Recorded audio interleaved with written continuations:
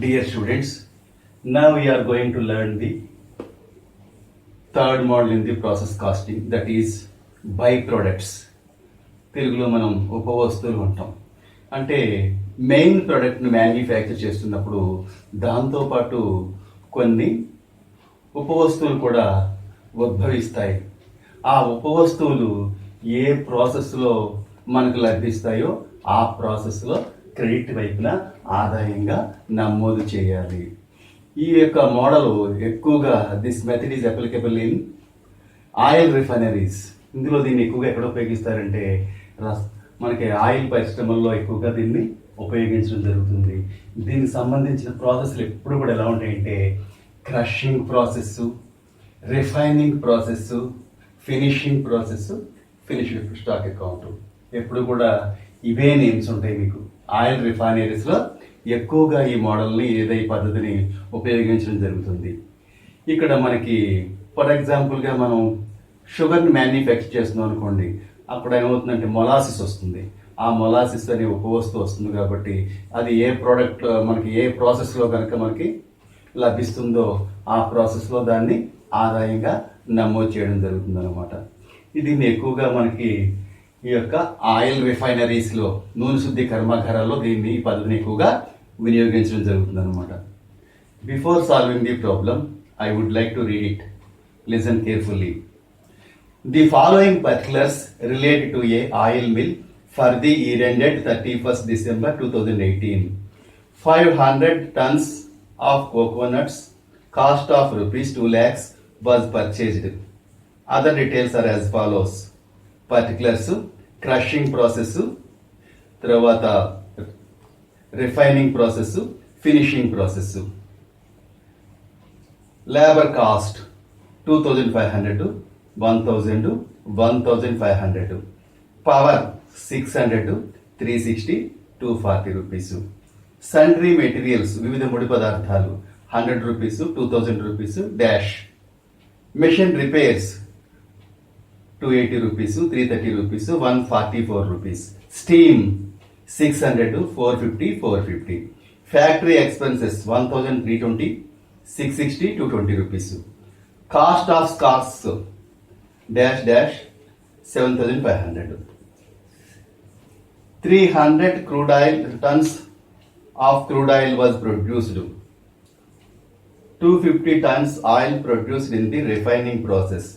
248 tons oil was ready for sale. Sale of bags stored in the coconuts rupees 400.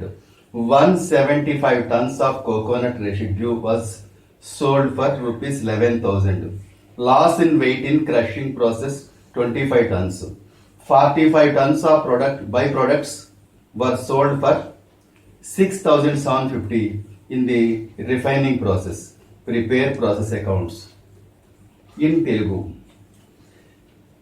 క్రింది వివరాలు ఒక oil milk సంబంధించినవి 31/12/2018 అంతమయ్యే సంవత్సరానికి ఆ ఆయిల్ మిల్లు 500 టన్నుల కొబ్బరిని 2,000 లక్షల రూపాయల ఖరీదు గల దాన్ని కొనుగోలు చేయడమైంది. Crushing process, refining process, finishing process. శ్రామిక వ్యయం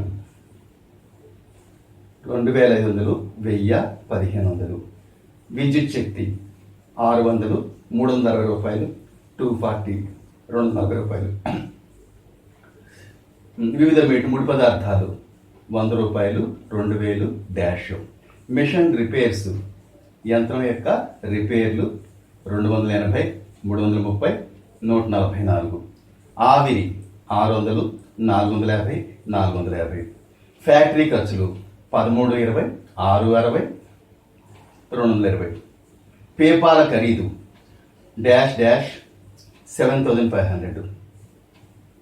300 టన్నుల ముడి నూనె ఉత్పత్తి చేయబడింది.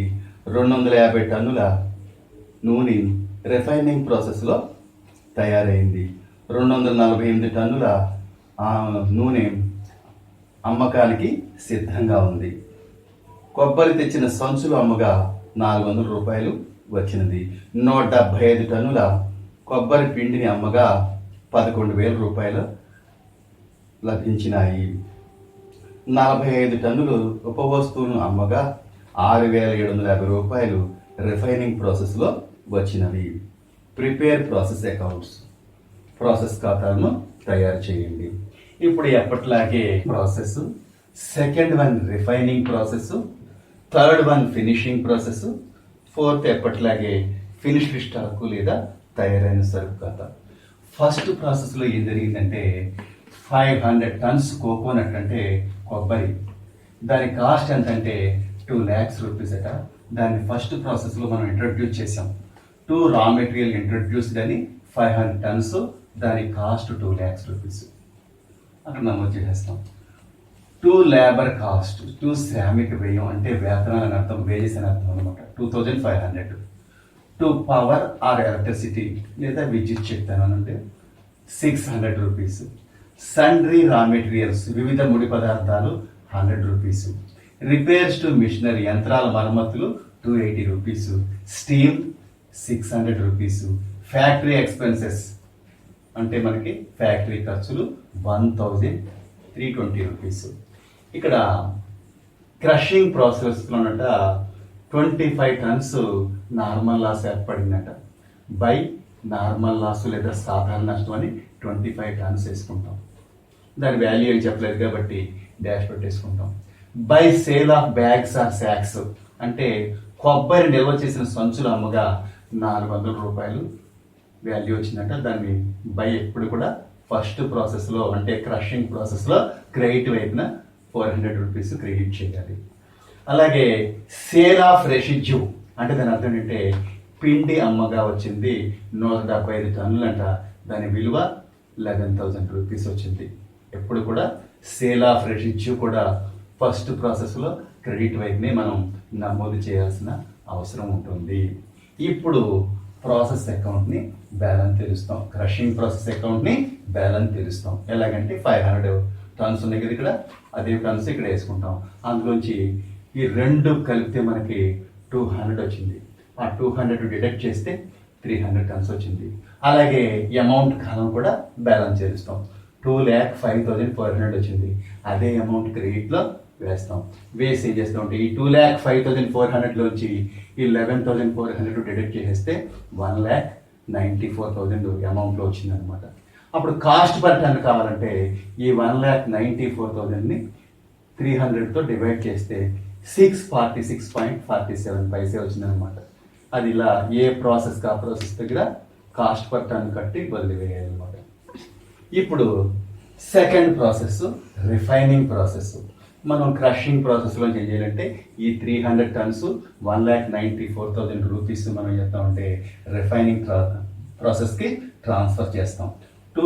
మనం క్రషింగ్ ప్రాసెస్ అని 300 టన్స్ 1,94,000 దాని వాల్యూ. అలాగే మనకి అట్లాగే ఇక్కడ లేబర్ కాస్ట్ 1,000, పవర్ విద్యుత్ శక్తి 360 రూపీస్, సండ్రీ రా మెటీరియల్స్ వివిధ ముడి పదార్థాలు 2,000 రూపీస్, రిపేర్స్ 330 రూపీస్, స్టీమ్ లేదా ఆవిరి 450 రూపీస్, ఫ్యాక్టరీ ఎక్స్పెన్సెస్ 660 రూపీస్ అయింది.